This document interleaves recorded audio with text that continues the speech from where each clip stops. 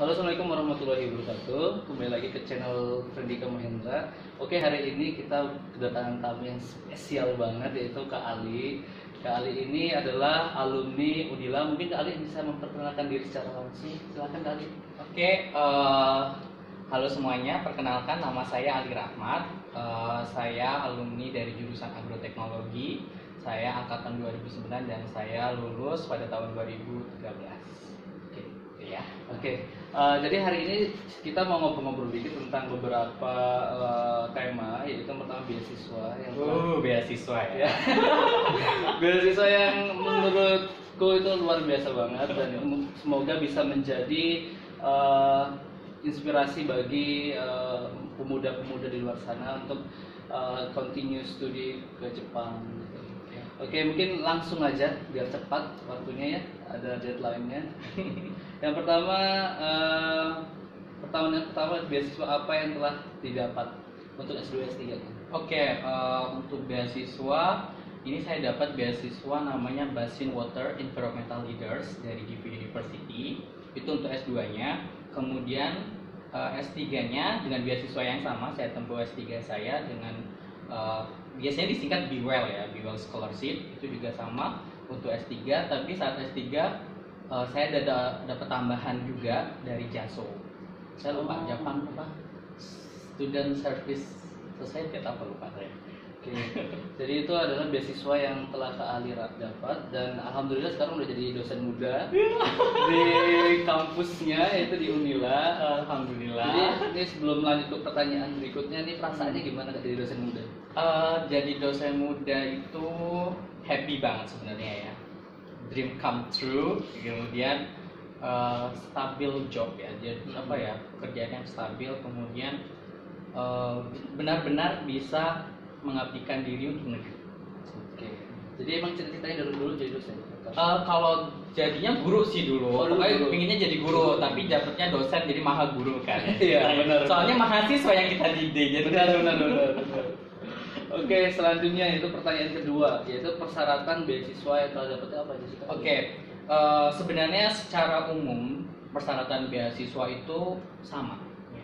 Dari IPK standar, namanya standar requirement ya, kayak 3 sampai 3,5, kemudian TOEFL di atas 500, kemudian research plan, motivation letter, kemudian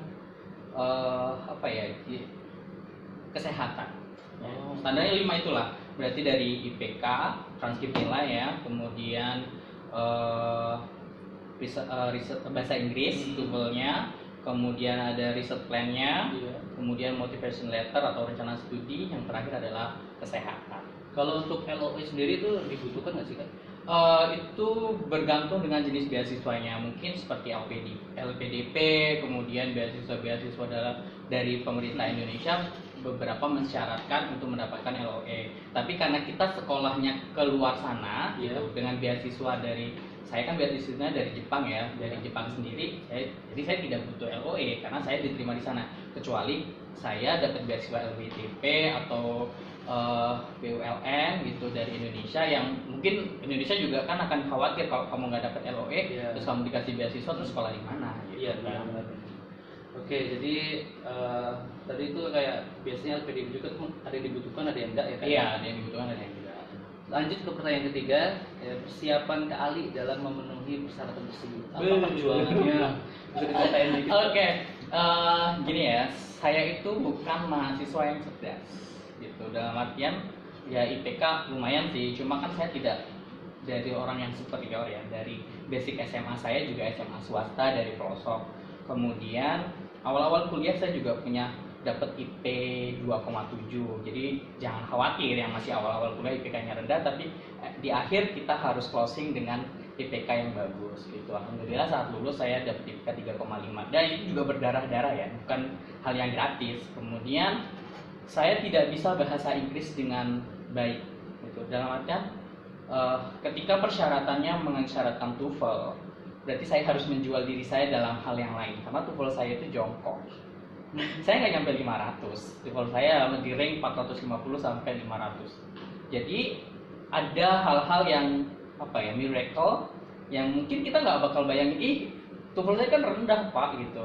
Tapi kalau kita niat ada jalan di situ pasti. Usaha yang keras gitu. Usaha keras gitu. Karena kita kan nggak jual hanya TOEFL gitu kan. Yang penting setiap kita pas wawancara ya kita cus. Kalau saya bilang saya emang agak bagus di speaking, tapi emang kalau di grammar saya tuh anjlok gitu. Karena saya nggak telaten pernah belajar. Gitu. Oke, untuk bahasa Inggris itu mempengaruhi nggak sih untuk persiapan tesis, disertasi?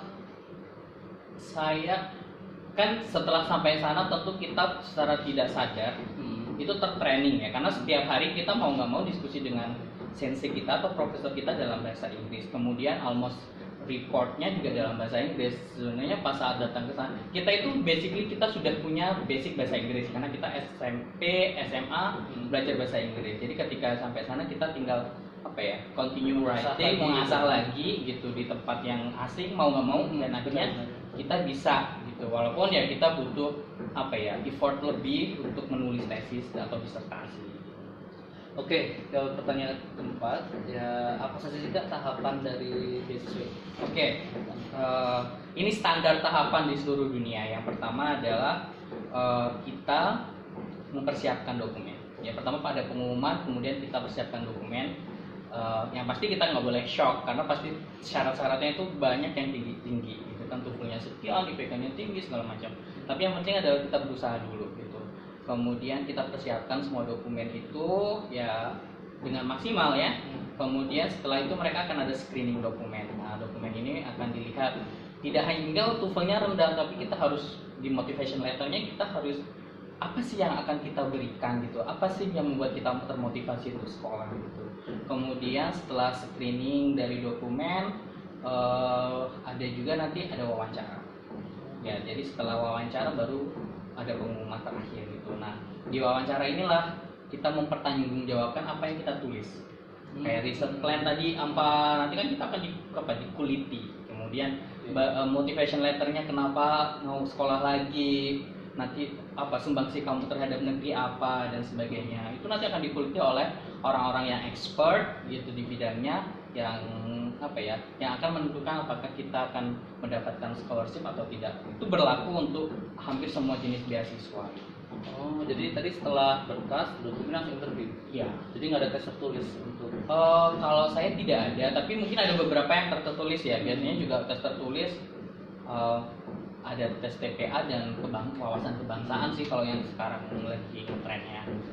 Kalau informasi itu sendiri kali dapatin dari website mungkin apa dari dosen? Oke, saya itu sebenarnya agak crazy karena saat apa ya, karena pingin sekolah lagi gitu. Dulu pas saya jadi scholarship hunter di tahun 2012 saat saya mengerjakan skripsi, itu hampir saya itu membukain websitenya universitas-universitas negeri di Jepang, kayak orang gila banget gitu. Kemudian sampai desktop komputer saya itu ya gonta-ganti lambang universitas, bahkan kadang passwordnya itu nama-nama universitas di Jepang. Itu kayak ya it's crazy time gitu, saking pinginnya sekolah ke Jepang saat itu. Kemudian ya it's coming true gitu, itu sih yang saya apa ya lakukan. Kemudian sebenarnya beasiswa itu ada yang diinfokan lewat sosial media internet, ada juga yang hidden gitu, hanya dosen mulut ke mulut dosen. Jadi biasanya koneksinya adalah dosen yang di Jepang lagi ada program beasiswa, dia akan menginformasikan ke mahasiswanya yang sudah pulang ke Indonesia, yang menjadi di Indonesia, untuk mencari kandidat student untuk sekolah keluar gitu. Biasanya ada misal senseinya lagi dapat proyek penelitian yang besar dan butuh mahasiswa untuk mengerjakannya, biasanya mereka membuka research founding dari lab gitu. Kalau di Jepang seperti itu. Terus kalau boleh tahu nih Kak, berapa dana beasiswa yang didapat? Oke, kalau dibilang kecil, tapi kalau dibilang cukup kita harus bersyukur gitu. Saat saya datang ke Jepang itu beasiswa saya karena beasiswa saya dari kampus ya, dari University, itu hanya 30.000 yen. Beda dengan beasiswa dari pemerintah Jepang yang mungkin membuka gakuso atau kata lainnya max, itu bisa 160 sampai 180 yen, 180.000 yen. Atau gini gampangnya, Kalau saya dapat beasiswa 3 juta, yang dari pemerintah Jepang dapat beasiswanya 15 sampai 18 juta. Itu gampangnya gitu. Berarti bisa 5 kali lipat, kadang mungkin sampai 6 kali lipat gitu. Kemudian karena saya tinggalnya di kota Gifu, 30.000 yen atau 3 juta ini cukup untuk single. Cukup untuk biaya hidup. Biaya hidup. Sebenarnya kalau saya tinggal di asrama tanpa saya harus bekerja paruh waktu, itu cukup gitu ya, nggak neko-neko gitu, karena makan dan itu cukup sebenarnya.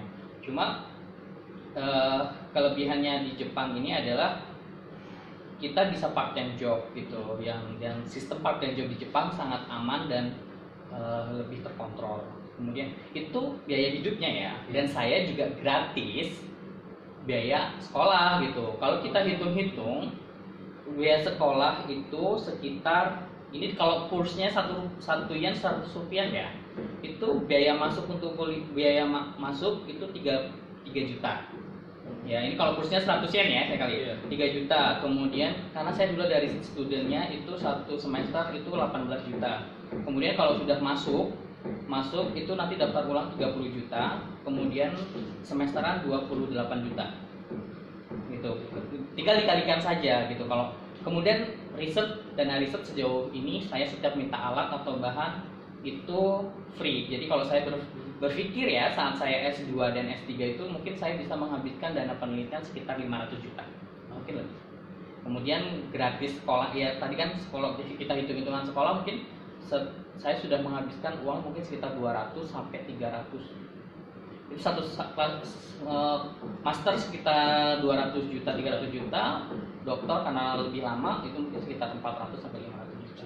Itu kelebihannya ya gitu. Terlihat mungkin kok partial scholarship cuma bayar SPP, SPP-nya aja sudah mahal sebenarnya. Iya. Tinggal kita berjuang untuk dana hidup.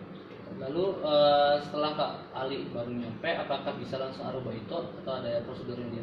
Sebenarnya ada prosedurnya. Sebenarnya setelah sampai kita harus melaporkan diri ke kelurahan, kemudian istilahnya catatan sipil daerah ya, pendataan penduduk gitu. Di situ kita bisa mengajukan izin untuk kerja paruh waktu. Nah, kerja paruh waktu itu ada stamp tandanya di KTP Jepang kita. Kemudian itu kita maksimal dalam 1 minggu atau 2 minggu, saya lupa, itu adalah 28 jam gitu. Jadi ada maksimalnya karena kan kita basically-nya di sana adalah student yang harus belajar. Lalu untuk persiapan berangkat ke Jepang nih Kak, pasti ada dokumen-dokumen kayak visa, terus perjuangannya gimana sih Kak? Gitu, Oke, sebenarnya sejak semester 6 itu saya sudah nggak dapat uang dari orang tua. Gitu. Jadi saya lebih banyak saat semester 7-8 saya membantu kegiatan riset-riset dari dosen-dosen yang ada di jurusan agroteknologi dulu. Kemudian saya dapat uang jajan dari situ. Kemudian kegiatan-kegiatan yang ada honor-honor kecil sebenarnya sih dari dosen sebenarnya itu saya kumpulkan. Bahkan saya itu kebahagiaan tertinggi saya saat itu bukan saya yang keterima beasiswa itu, tapi saat saya mengirimkan lewat pos. Karena perjuangan untuk cek kesehatan, kemudian mengurus rekomendasi ini itu kan butuh waktu dan butuh uang gitu. Dari situ kayak saat dokumen itu kita kasih Pak Pos gitu, rasanya lega sekali gitu bahwa perjuangan saya itu akhirnya nggak sia-sia. Padahal baru sampai situ ya, belum pengumuman ya, apalagi kalau lagi pengumuman lebih hebat ya, happy lagi gitu kan. Kemudian setelah itu kan udah pengumuman tuh ngurus visa segala macam kan. Alhamdulillah ya dari uang kuliah sedikit bantu dosen itu sih, karena saya masih di semester akhir itu masih ngasdos, kemudian masih bantu proyek beberapa dosen gitu. Jadi dari situlah saya terbantu. Dan saat saya berangkat ke Jepang saya itu cuma bawa uang 1,5 juta. Cash 1,5 juta. Akhirnya ke Jepang juga saya tukeran yang punya yen gitu kan, tukeran. Dan itu cuma, kemudian di sana saya punya kakak tingkat yang baik sekali gitu. Saya di awal hidup di sana itu disupport, dipinjami uang lah gitu. Karena beasiswa nggak langsung turun kan. Beasiswa turun sekitar telat lah di Desember. Jadi kan saya Oktober, November itu kismin banget guys. Jadi ya nggak ada uang gitu. Bahkan untuk deposito. Jadi kalau kita mau ngekos itu kita harus ada uang pangkalnya itu seharga 3 bulan biaya kosan gitu. Itu semua ditalangin sama kakak tingkat. Dan itu baru kenal atau maksud udah lama kenal? Alhamdulillahnya PPI di Gifu itu sangat solid. Jadi setelah pengumuman langsung nih Facebook dulu kan, langsung ketemu langsung. Gitu. Selamat ya, padahal kita udah shock, nah, selamat apa ini keterima, besoknya baru diumumkan kan kalau kita keterima. Oh ternyata akhirnya komunikasi apa yang disiapkan kayak beli apa koper ya kan, kita nggak pernah kemana-mana, naik pesawat pertama kali ya Allah, negara orang gitu kan, udah beli koper, beli apa jaket ala-ala ya mau ke negara orang kedinginan itulah. Ya itu ya alhamdulillah ada rezekinya saat itu. Kemudian pas sampai Jepang juga alhamdulillah punya kakak-kakak yang baik, dipinjemin uang dulu, kemudian di bulan ya apa ya kayak dikasih pinjemin, enggak bukan dipinjam, dikasih jaket, bahkan tempat tidur dikasih. Di sana kadang kakak tingkat kan ada yang udah mau lulus tuh, periodenya kan kalau kita datang ada yang lulus, nanti dikasih sepeda diturunkan ya sepedanya, kemudian atau tempat tidur atau bahkan magicom itu kadang dikasih gitu. Oh gitu. Kalau pas lagi beruntung ya alhamdulillah gitu kan.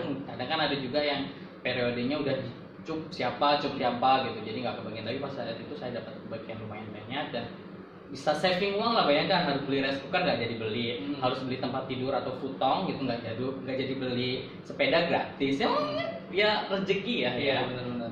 Kita pas lagi nggak ada duit gitu. Terus pertanyaan selanjutnya ini kan tadi tentang bahas tentang sambutan hangat dari persatuan pelajar di sana. Kalau saat perasaan Kak Ali sendiri gitu, baru nyampe, apakah ada rasa ketakutan dulu? Aku gimana hidup nih? Atau gimana gitu, cuaca begitu? Alhamdulillahnya saat itu apa ya? Karena kehangatan persaudaraan di sana, nggak terlalu khawatir. Alhamdulillahnya nggak tahu ya. Berani-berani aja. Gitu. Iya, alhamdulillah nggak khawatir. Bahkan saya kayak excited gitu. Sore-sore kan bisa pas datang saya di musim gugur kan, sepedaan sendiri kayak orang gila gitu, karena mau hafal jalan kan, ini orang baru kita kan mau hafal jalan gitu kan, keliling-keliling gitu. Dan senangnya sih homesicknya itu nggak pas langsung datang ya, karena pas datang kita itu lebih ke excited, tapi setelah 1 bulan 2 bulan itu mulai kayak kok susah juga ya nyari makan halal gitu, kok susah juga ya, karena dulu kan mau nelpon orang tua belum hits WhatsApp segala macam gitu kan, mana orang tua dari kampung juga kan susah gitu, nggak punya WhatsApp gitu kan ya. Nah itu susah awal-awal ya, kemudian akhirnya perkembangan teknologi bisa mulai WhatsAppan segala macam. Ya kalau adanya PPI Gifu itu adalah apa ya, rasa keluarga Indonesianya sih gitu. Jadi kalau pas ada kangen kumpul-kumpul itu yang membuat apa ya, rasa kangen kita di luar negeri sama orang Indonesia, keluarga di Indonesia itu bisa terobati. Ini pertanyaan yang lumayan penting sih Kak.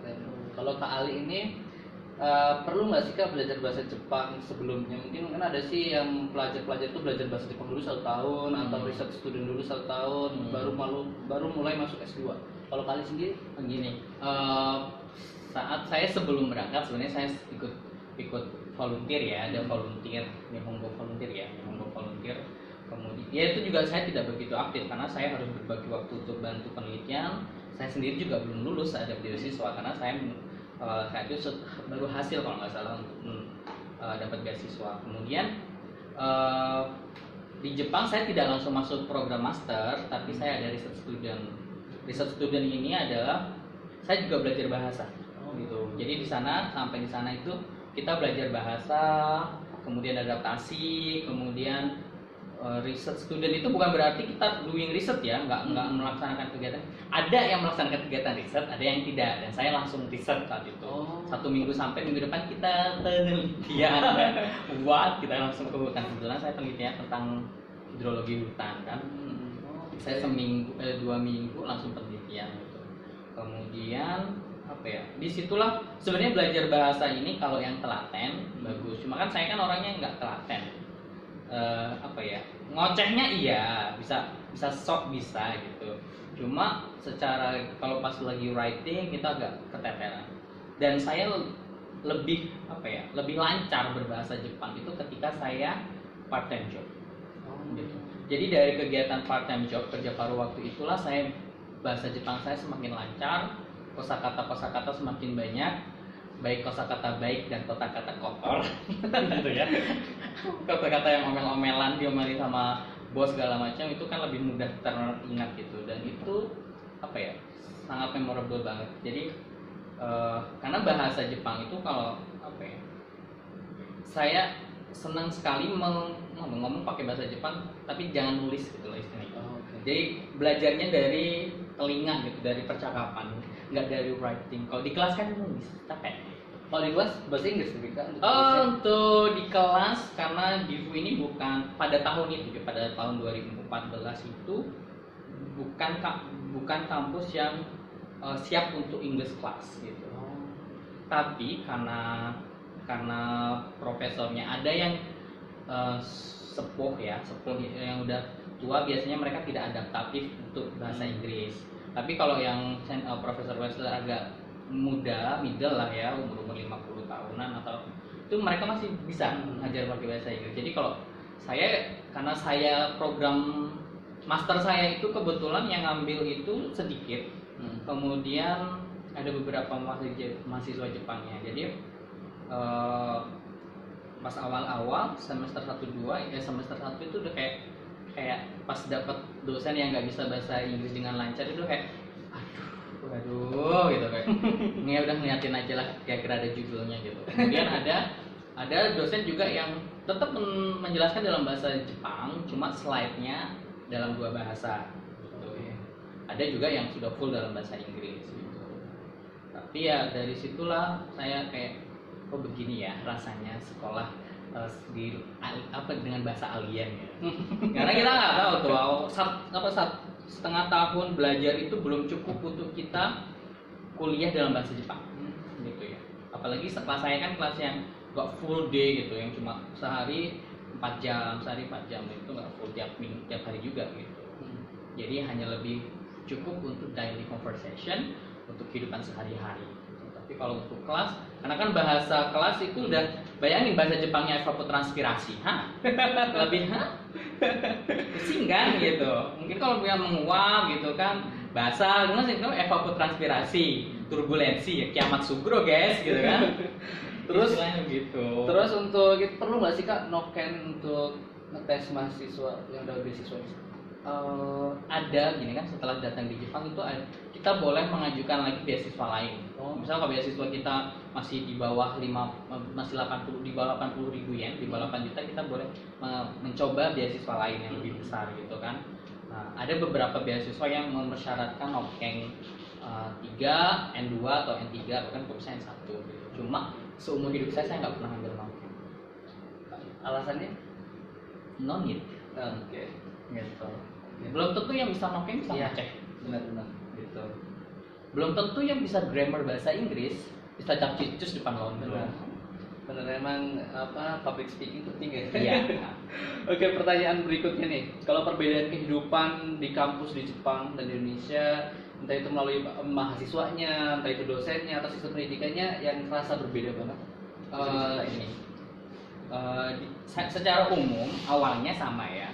Ketika masuk perguruan tinggi negeri itu susah juga loh di Jepang itu. Ada center Shiken nasional gitu, SMPTN gitulah. Kemudian mereka masuk kuliah pada umumnya sama ya. Kuliah, kasih tugas, ada ujian gitu. Tapi kalau yang memulai ada perbedaan adalah ketika kita sudah mulai masuk tahap skripsi gitu. Jadi setiap mahasiswa yang masuk semester 7 atau di sana Yonensei, angkatan grade 4 gitu, mereka berhak untuk mendapatkan fasilitas meja, kursi di laboratorium yang full dengan fasilitas komputer dan koneksi internet.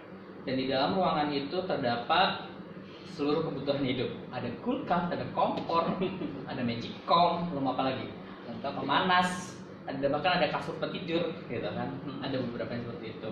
Nah, itu saya lebih menitik beratkan kalau yang sudah masuk riset ya. Kemudian kalau yang SKS-nya belum cukup, mereka belum boleh masuk ke tim riset gitu loh. Belum boleh masuk ke lab gitu.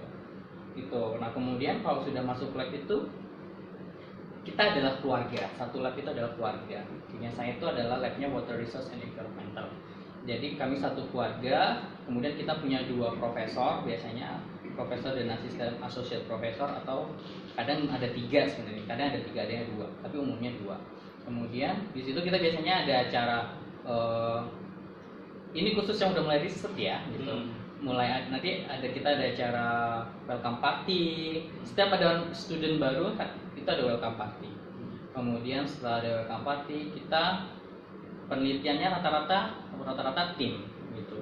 Jadi misal kalau timnya apa ya, tentang biologi tanah, misal ada pengaruh tentang ini kalau pertanian ya, pengaruh pemberian kompos, nanti biologi tanah ada yang mengamati mikrobanya, ada yang mengamati cacingnya, ada yang mengamati mesofauna tanahnya, gitu misal kayak gitu. Itu tim. Kemudian kita lebih sering kumpul-kumpul yang intinya gini, dosen itu nggak jaim kumpul sama mahasiswa gitu loh. Makan siang bareng, lo ngerasain nggak sih di Indonesia dosen sama mahasiswa makan siang bareng? Jarang. Dosen datang ke ruangan makan siang bareng sama kita. Kita biasanya bawa bekal dari rumah makan siang bareng atau ke kantin makan bareng gitu. Nanti sambil ngobrol. Tapi juga di sisi lain itu kedekatannya. Kemudian saat melakukan penelitian juga dosen di sana membantu. Kamu melakukan penelitian apa, dosen ikut loh, mendampingi, memastikan bahwa yang dilakukan sama mahasiswa kita itu benar. Kayak kamu penelitian soil sampling, yakin sudah benar. Misal ya, kalau udah benar sih nggak oke ya, kan kita sering pakai gitu. Karena kan kalau mahasiswa baru tahun masih S1 kan mereka masih awal kan gitu. Takutnya ada kesalahan-kesalahan yang terjadi tanpa diketahui oleh profesornya. Dan rata-rata di sana diawasi, maksudnya didampingi. Awal-awal terdampingi. Kalau sudah kelihatan sudah mahir, jalan sendiri. Kemudian party, kemudian ya hobinya party sih, kemudian makan bareng, lebih deket sih sama mahasiswanya. Tapi saat kita ada rutinitas namanya Zemi atau seminar mingguan. Jadi seminar mingguan itu bergilir, mahasiswa mempresentasikan progres penelitian. Nah disitulah kita siap-siap kayak ujian kompre sama dosen kita sendiri. Karena akan ditanya kenapa begini, kenapa datanya harus jelek, kenapa apa? Karena di situ nanti kita untuk mendapatkan data bagus itu kan harus dengan proses yang panjang dengan evaluasi. Gitu. Apalagi ya penelitiannya kita di fasilitas ruangan, laptop, internet, tempat tidur, kursi, piring segala macam lah, lengkap lah, kayak pemanas. Kemudian itu fasilitas. Kemudian kalau kedekatan dengan dosen, dengan party, kemudian kita ada camp biasanya sama camp sama profesor kemana atau jalan-jalan sama profesor tim ya, satu lab itu. Kemudian dan setiap di awal dan di akhir selalu ada party, welcome party sama farewell party, biasanya untuk graduate party sama ya akhir tahun. Banyak party di Jepang itu. Dan satu tim itu dari berbagai negara. Dari Indonesia. Tergantung labnya kan. Kita kalau kebanyakan kan mahasiswa Jepang dulu tuh, anak S1 tuh biasanya satu lab itu bisa 6 orang sampai 8 orang. Ini satu profesor itu bisa 3 sampai 4 orang. Kemudian S2 ya kadang kalau di lab saya kebanyakan Cina sama Indonesia sih. Saya Indonesia di angkatan saya itu di lab saya itu ada 2 Cina, 2 Indonesia saat itu. Ya kan ada yang lulus gitu, tapi banyak kan gitu. Terus penelitian dana almost banyak, agak unlimited lah. Ya saya ngabisin dananya banyak banget gitu.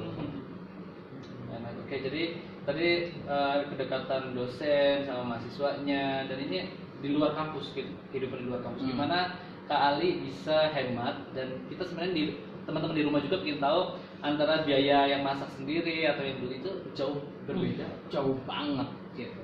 Kebetulan saya hobinya masak. Kemudian dan saya ketika saya berangkat di Jepang itu kayak masuk MasterChef. Karena banyak banget, lo bayangin aja di sini salmon mahal banget, di sana salmon murah. Nyari udang murah gitu kan, dengan uang di sana ya. Misal saya bekerja bukan sehari, 1 jam itu bayarannya 900 yen atau 90.000. Itu bisa saya dapat wortel 1 bungkus 3 biji. Kalau sayur-sayuran dengan uang di sana itu murah. Makanan dengan uang sana murah, tapi kalau lagi jajan ya bisa yang harusnya kita buat makan 2 hari ya cuma sehari gitu. Itu 90.000 per jam, sehari biasanya berapa ngambil jam? Maksimal 8 jam. Tapi biasanya saya per hari biasanya 4 sampai 6 jam. Kalau kali sendiri itu. Kalau saya sendiri. Pernah juga sih kalau saya ngambil shift weekend, biasanya saya 7 jam. Dari jam 9 pakai jam 5 sore. Itu setiap hari nggak sih? Saya ngambil kalau shift weekend ya, shift weekend Sabtu Minggu aja. Okay. hari biasa aku nggak ngambil. Oke. Karena udah senior. Kalau Oke. masih junior dulu pasrah lokasi shift mana nanti dapat kerja. Ada. Oke. Oh, gitu ya. Kalau tips ini ya mencari makanan yang murah, pertama adalah menjelang tutup. Kalau tokonya menjelang tutup, orang Jepang itu nyebelin banget, harus fresh, harus high quality. Bagi kita itu yang menjelang tutup itu masih bagus. banget. Lo bayangin pasar-pasar tradisional yang udah bau amis nggak jelas itu jauh banget bedanya. Nah, desain pertama itu, kedua saya itu suka keliling dalam artian toko besar kayak model supermarket Giant ya, kita model Giant itu ya, model Giant itu banyak gitu kan. Saya sering keliling karena setiap itu ada promonya masing-masing gitu. Saya bisa hobi- membandingkan oh. gitu ya. Jadi pertama kita cari injury time itu udah mau tutup itu biasanya ada diskon sampai 50, kadang sampai 70%. Kemudian biasanya kayak gitu seringnya ikan-ikanan yang murah ya. Kemudian keliling di toko-toko di supermarket yang lain karena pada hari itu biasanya dia ada promo sayuran, promo apa, dan itu kesempatan. Kira kalau pas lagi belanja kayak gitu. Terus kalau kali kangen masakan Indonesia berarti bisa masak sendiri dong. Alhamdulillah sih ya, kalau cuma mau buat bakso, mie ayam masih bisa, soto masih bisa lah Masih bisa. gitu. Cuma kadang kalau di sana kan makanannya kan kayak ke Eropa juga gitu. Bayangin kita nonton KFC nggak bisa makan KFC tahu kan haram ayamnya. Pada sama-sama ayam kan nyembelihnya nggak pakai Bismillah, ya kan? Ada daging sapi nyembelihnya, ada steak nggak pakai Bismillah, jadi haram semua kan? Ya kalau KFC masih bisa buat lah, kalau steak nggak bisa kan cuy gitu. Oke. Terus untuk tantangan sama kendala yang bikin Kak Ali kayaknya melangsa di Jepang sedih gitu, apakah tantangan kendala itu di Jepang? Kalau sekarang mungkin sudah lewat ya, Iya. tapi saat itu adalah tantangannya adalah saya harus mikir nih karena udah kelewat nih. Tantangannya adalah gini, kita untuk sesama orang Indonesia ya, karena kita itu kan nggak hanya dari satu culture, ada yang dari Makassar, ada yang dari Jawa, ada yang dari mana lagi, Bengkulu, ada yang dari Padang. Yang tantangan utama adalah kita harus menahan diri, tidak boleh ego culture kita, itu pertama. Kedua adalah kita kesana itu kan dengan keterbatasan bahasa, keterbatasan biaya. Saya pertama kali part time job itu bukan di tempat yang bagus gitu. Saya part time job itu kuli. Hampir di semester 1 tahun saya datang di Jepang itu saya kuli kerjaan. Itu maksudnya kulit? Saya kuli yang awal itu angkat-angkat barang. Oke. Pertama kali saya kerja itu adalah angkat furniture, guys. Gila nih pokoknya. Perjuangan saya sama orang Vietnam berdua. Itu angkat barangnya berat banget. Jadi saya kerja 4 jam, itu badan remuk semua itu 4 hari. Ya kan kita jarang kerja yang kayak gitu ya. Iya, betul. Itu pertama kali. Kemudian tapi di situ saya diingatkan oleh kakak saya.